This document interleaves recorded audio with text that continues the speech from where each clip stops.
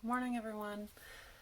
Here's your assignment for today. So this is one of the packets I sent home with you in your art kit. It has all these boxes on it. It is multiple pages. They all look the same. And up at the top it says composition, and it gives you some instructions for line and composition. So let's talk about it. You're going to use line to create an interesting composition in each square. And that means in each one of these squares you're going to have individual little artworks that are going to be made up of lines. Step 2 says list the descriptive word for each line represented in the square. So if you notice, under each box there are these areas for you to list out some descriptive words.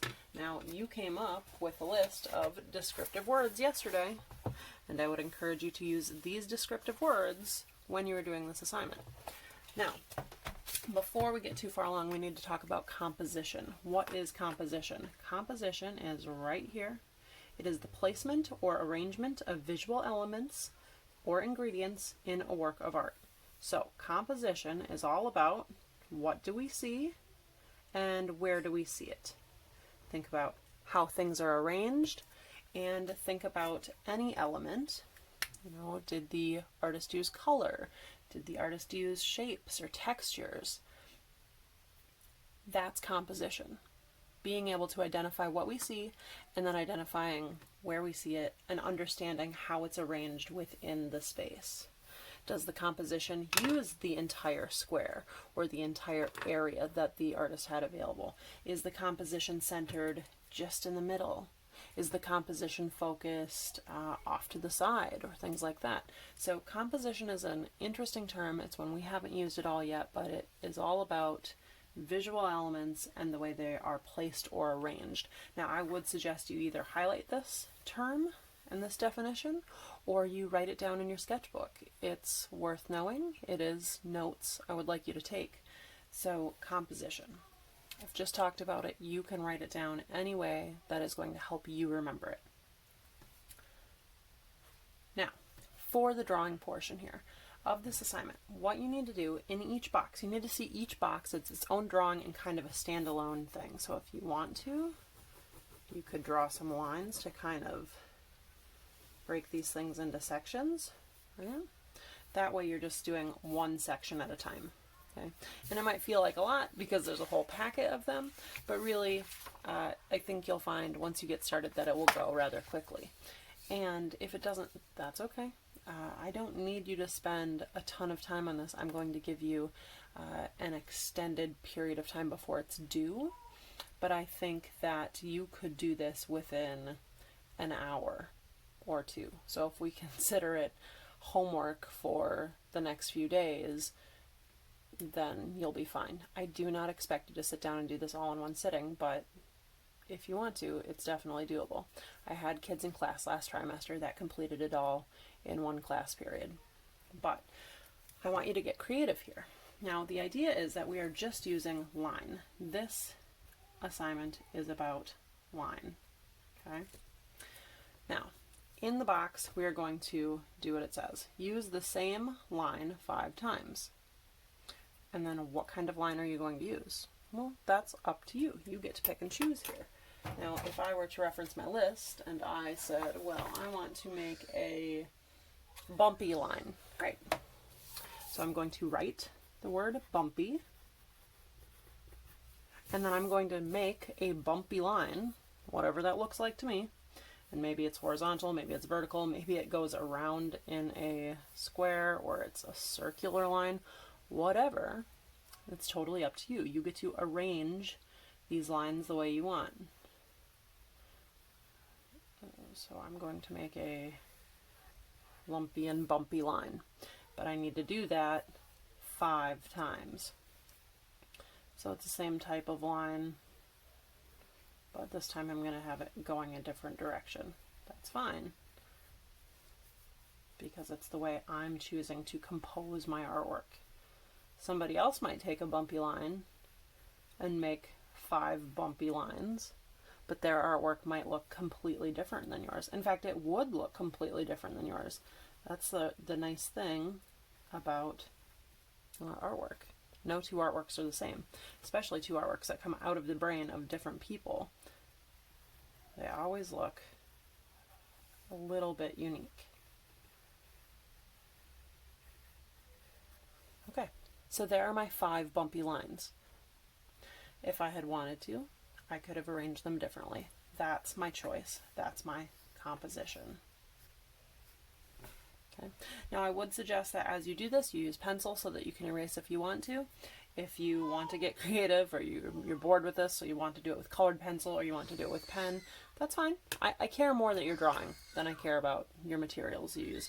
But with your pencils, again, remember you have a range. You can create some darker lines here, especially when you've done this multiple times and you're on the back side and you're looking for different ways to do things. You might wind up wanting to use different pencils just so you can create different marks on the page more easily. So now this time it says use 2 different lines 5 times each. So that means in this space I'm going to have a total of 10 lines in the end. I'll have 5 lines that are a different descriptive word. Maybe this time I'm going to use the word excited. So I'm going to use 5 excited lines. And I'm going to use 5 thick lines. Now a thick line is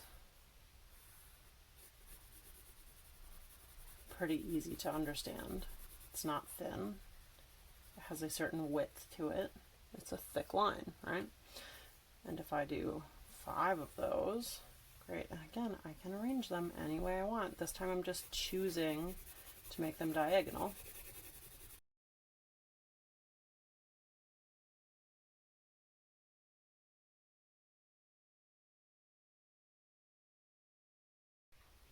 Okay, great. So now I have my 5 thick lines. But the other word that I chose was excited. And what does an excited line look like? Well, that's up to you. That's the nice thing about lines that have emotions. It's totally up to you. Now I'm going to choose to switch up my type of pencil here so that I can create some different lines in an easier way without having to press or work so hard with this pencil. To me, an excited line is a bold line, so it's thick, it's dark, and an excited line just has a lot of movement. That's what I think when I think excitement. So I need to do 5 of those as well. That's an excited line to me. It's kind of going every which way. It's bouncing off the walls a little bit. It's a little scribbly.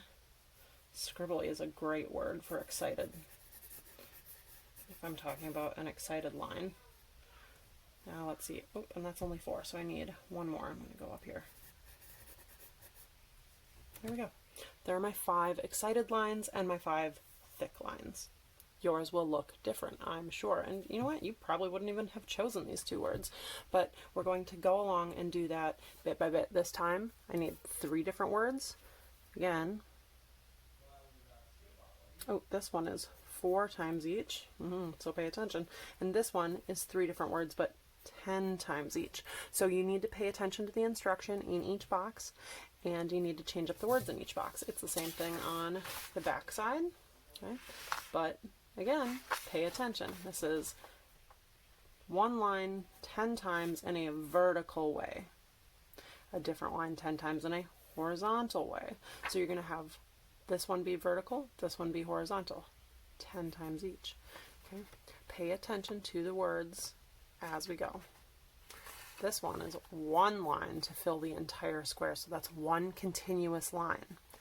Again, make sure you give your words a label and continue to use the list that you created yesterday. You have a whole bunch of words here. Use them. Try not to use the same word again and again and again. Try to mix it up.